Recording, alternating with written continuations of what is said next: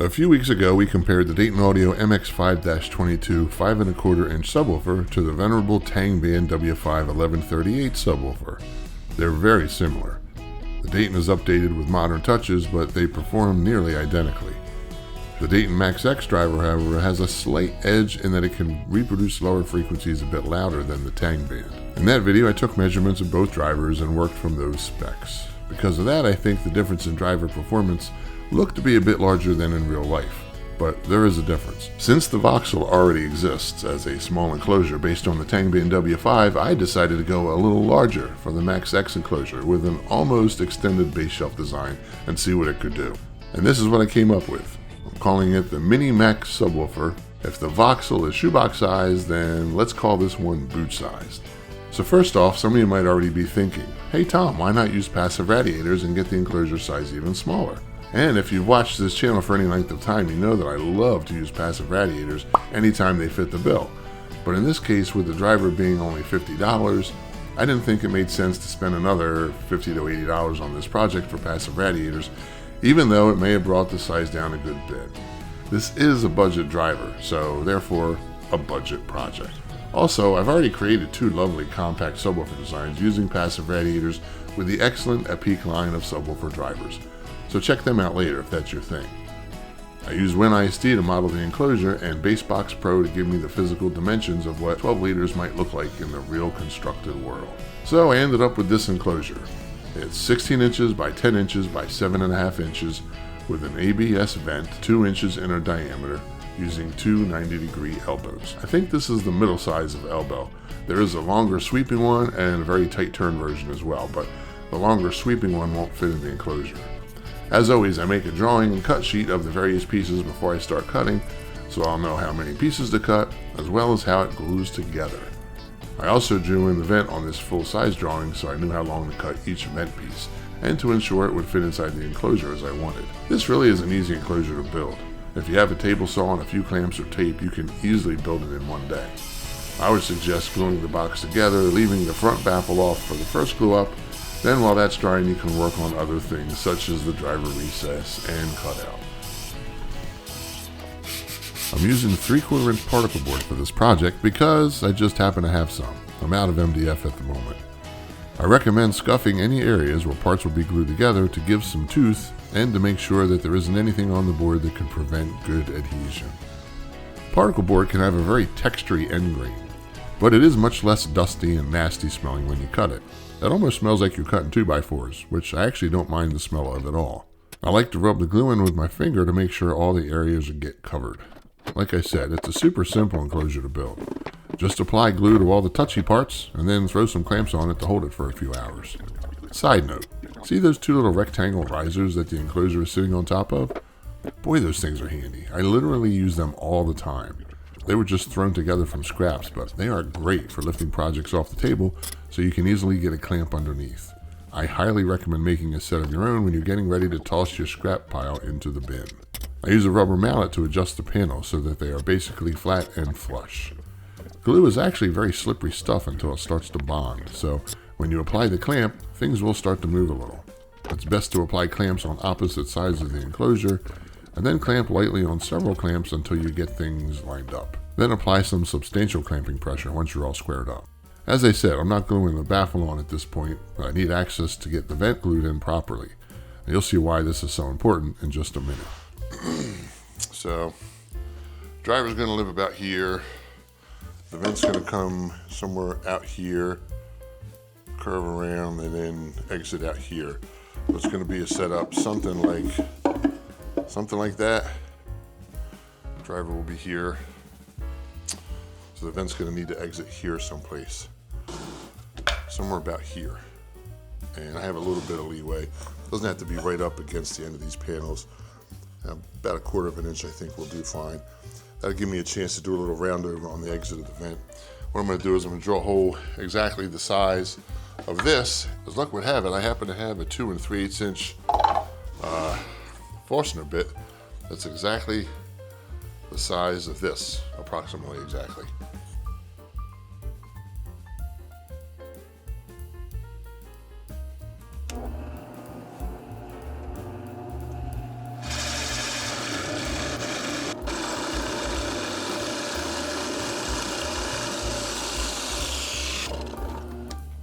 like machining particle board so much better than MDF.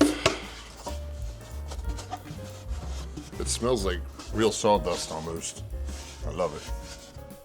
Now's a good time to throw some caulking inside the corners of the cabinet, because once I get the vent installed, I'm going to have a really tough time reaching the corners to caulk them. Measure twice, cut once. Let's see.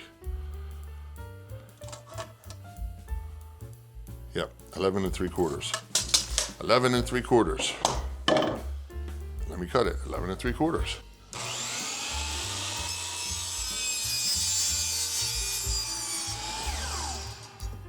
But this hole is just a touch too small for this. It's essentially the same size, but I gotta clean it up just a little bit. I'm gonna hit it with this Dremel tool real quick so I can get the pipe in, and we'll see where everything fits.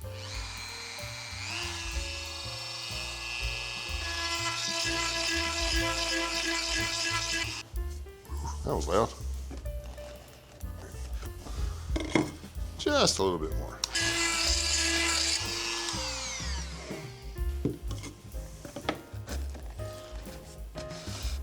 Before I epoxy this in, I'm gonna hot glue this stuff together. It's a little piece of joiner pipe to go in here. These two elbows are gonna go together, and then I will hot glue it to this once I get that inside.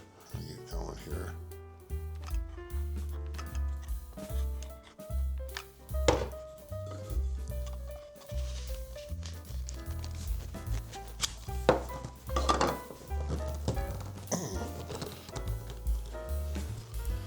And then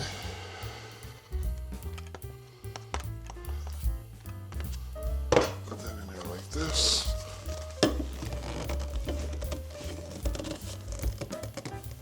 Oh my gosh. Ah.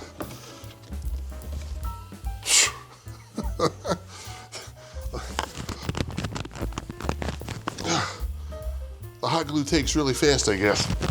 That ain't going anywhere, so that's whatever that is, that is. All right. Can you see? Here we go.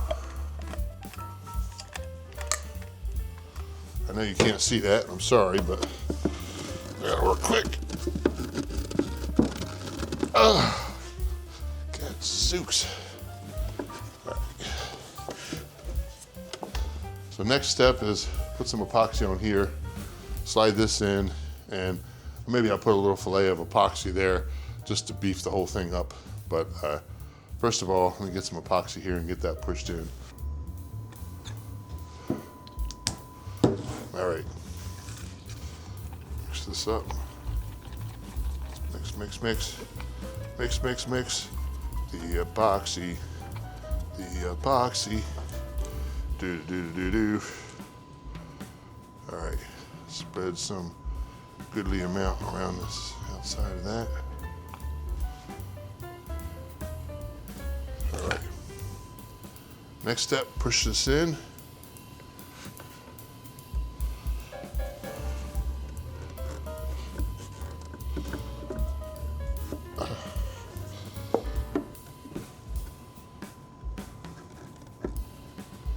Put a little fillet here with the rest of the epoxy. I'm just using the rest of this epoxy to put between the plastic tube there and the cabinet itself. Let me just hold this up and make sure that the port tube isn't sticking too far out. No, I'm good. I got about 1/4 of an inch or so. So that's good. I think what I'll do is I'll put some hot glue here and here to keep everything in place so that it can't really move around too much. Let me see here. And somewhere this attaches to the cabinet here. Let's see if I can try to just squirt some glue, some hot glue in here, so that this, as it attaches to this, won't vibrate or will tend to vibrate. This here is touching the cabinet there, so I'm going to squirt some hot glue down there. Now I've got about 21.5 inches or so of vent length, something like that. and I'm not going to glue the last piece in. I will be able to fit that through the driver opening. That'll give me the opportunity to tune things a little bit one way or the other. I'll probably crank it up without that extra 3 or 4 inches of vent length in there, and then measure, see where it's at, if I need it or not, or if I need more. Next step here is to route out the recess and the opening for the driver here. And I use my calipers to measure. Well, actually, I just set the driver down and drew around it, but use the calipers or whatever to measure the outside. And then the inside cutout usually ends up being, if you look at it, hold up like this, where the surround meets the frame, usually that's about the same area where the basket spokes stop and then the flange starts. So usually that's a pretty good estimation. Not perfect in this case, but pretty close. But you can measure with the calipers and get an exact measurement. So we are all drawn up here. I got my center point punched out, and I'm about ready to get this circle cutting apparatus to make some cutouts. Now this doesn't really have to be recessed. It's got a little bit more than 1/8 of an inch of a flange. It's kind of rubberized. It's a subwoofer. It doesn't need to be recessed. And this is particle board. This doesn't actually machine all that great. But just in case I end up, if this turns out really good, this is sort of a test box. If it does turn out really good, I might throw some veneer. I have some cool veneer I might put on it just to spruce it up a little bit. But we'll see. But I'll recess it anyway. Just it's a good exercise anyway. Keep my skills sharp. Also, I have this this piece here, just a same piece of 3/4 inch particle board as this, 2 inches wide. That's going to glue in here. That's just going to be a brace to connect these large panels. Made sure I had plenty of room for the driver to live over here, so it won't get in the way. So, but right now, let me do the cutouts for this. I'm going to go a little bit deeper than 1/8 of an inch, just a bit deeper, so that way I can make sure I can get a flush trim router bit in there and just sort of go around and get under the flange of the bearing of the flush trim router bit, if you know what I mean. You'll see, in case I do end up veneering it.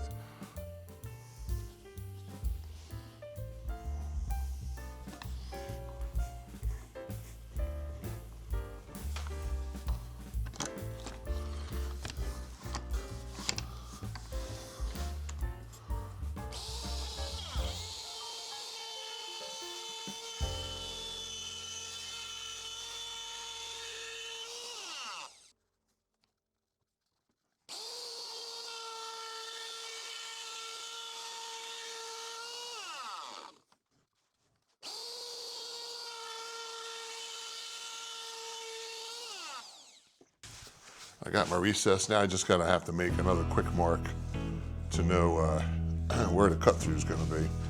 Router set up to do the cut out. I'm gonna be a little bit short of going all the way through. I'll just sort of, I don't like going all the way through. I don't feel like taping this down. I'll just get close and just punch it out.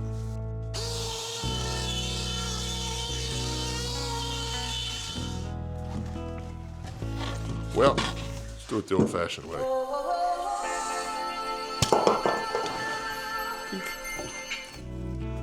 There. Very little tear out. I'll just sand that down. That should be good. That's not a good sign. Huh. Oh, we did do okay.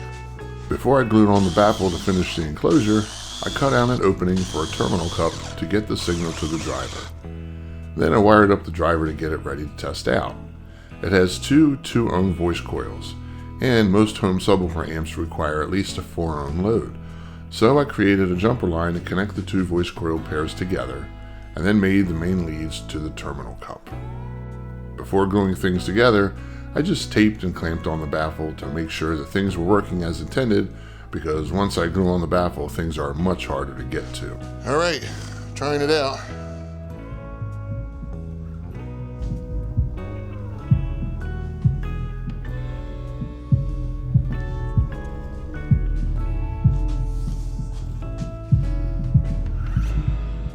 Okay, I've got the subwoofer hooked up to the DATS V3, and let's run a free air sweep. All right, so we've got a little hump and a bigger hump This is the driver, I believe. This is the vent. This null in the middle is about where the tuning frequency is, and that appears to be 32 hertz, something around like that. I've got a couple little blips here, but you have to remember that the cabinet isn't glued together. I've got it taped together with just a few clamps keeping the baffle from getting all vibrating and stuff. So, seems to be performing as expected.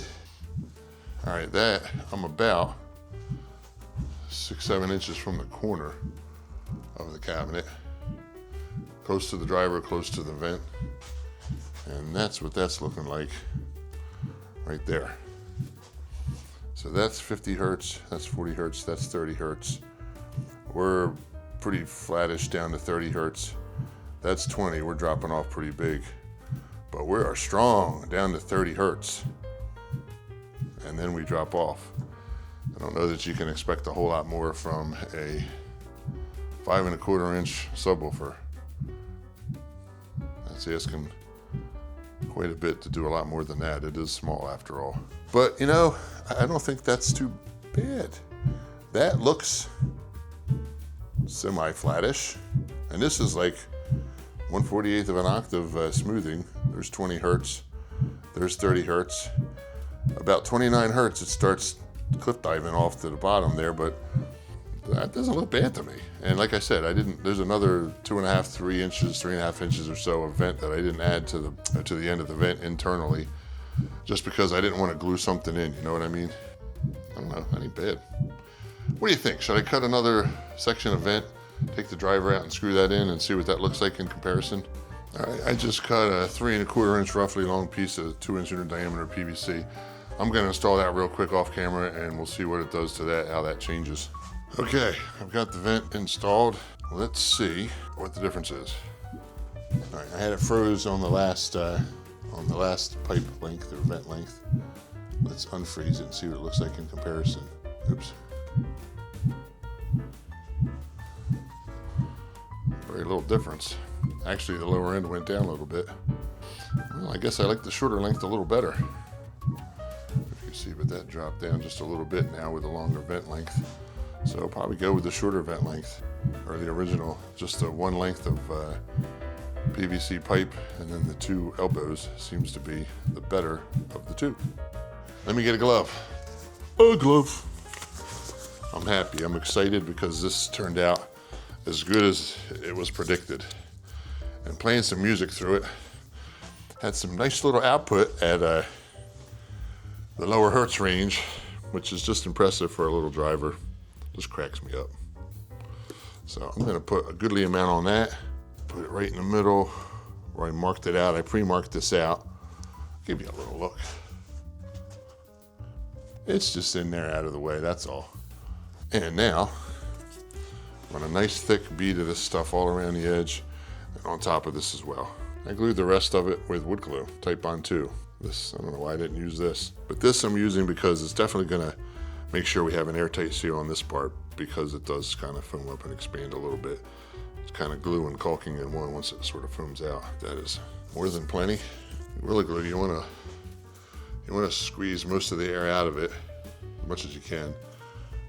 Put the top on and give it a twist so it's nice and snug. It'll last longer that way, potentially. I love talking when I'm doing stuff like this, although I fully realize that it all gets edited out. And when you watch this in slow motion, you see my hands moving and my mouth moving. And I wonder what he's saying. Not that I care, but I wonder what he is saying. Just stupid stuff like this, in case any of this actually gets in. So anyway, that's all nice and gooped up. This brace here is gooped up too. Plenty of goopage. Now, we want to make sure we put this in the right orientation with the right side up. So this driver is getting recessed into this. I don't want to put that down. I'm not being a smart aleck, because the reason I'm mentioning is because all these stupid things I've done in the past. And then, well, any mistake can be fixed pretty much, but it's nice to catch them before they turn into mistakes. So, we're ready to go. Driver is where the driver should be. The right side up. Okay, now, any glue is slippery until it's not. So I'm just going to press down Let the panels get acquainted with each other a little bit. I'm getting this stuff on my fingers. I really should have wore 2 gloves. It's not too late to remedy that.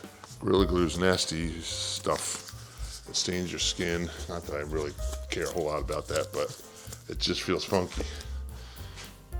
So, and this is it. I mean, it took me a couple weeks, I guess, to do this just because I'm super slow and I got a lot of stuff going on, but this box could easily be built in a day. If you had some free time, if you had 5 or 6 hours, this thing could go together easy peasy. So here's the thing with clamping. When you clamp things up, you don't put too much pressure on any of them until you've got a few clamps on. And then you can start applying some pressure, because invariably, no matter how you clamp something, the clamp is never fully 100% on axis the way you want it. So it's always gonna pull the thing a little bit one way or the other.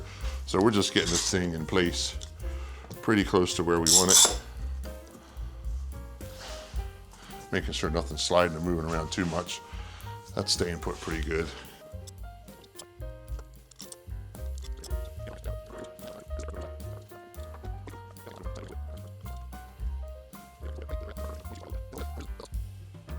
All right, this is like perfect. There's no overhang on either side. That's about as perfect as I've ever gotten. Give them a couple turns, couple turns, couple turns, couple turns. So the idea of clamping things is to hold it together tightly so that there's no air gap, and so the parts are firmly pressed against each other. You don't need to squeeze it so hard that all the glue squirts out. Because then what's holding it together? Warm wishes and pleasant thoughts? Gotta have some glue in there. All right, just checking to make sure everything's still good. It's still good. Very good, okay. Need a couple more clamps. Luckily, I have a couple more clamps. Just gonna put here and here, one here, that ought to be good. Yeah, this is good. This is a nice little sub. I hope other people build it. Not a lot of people build my stuff. Nobody knows who I am or whatever, and that's fine. A guy like Paul Carmody, everything he builds is fantastic. So they should build his stuff. I built a voxel. I have no qualms about building other people's designs at all. That just means they're guaranteed to be good, but we'll see how this does. Get it together, put everything back together. Everything's airtight. We'll see what it can do. All right, well, that's that. I think I got enough clamps on it. They're all snug-ish. I have some veneer in mind for this. I'm not 100% sure I'm going to use it, but I have some veneer in mind. But we'll see. All right. Kind of rambling a bit there. Sorry. Well, here I'm just making some breathing room for the driver so the air can flow around that frame a little bit better. Also, I decided to use some flat polyfill material to create padded speaker leads so things won't vibrate within the cabinet.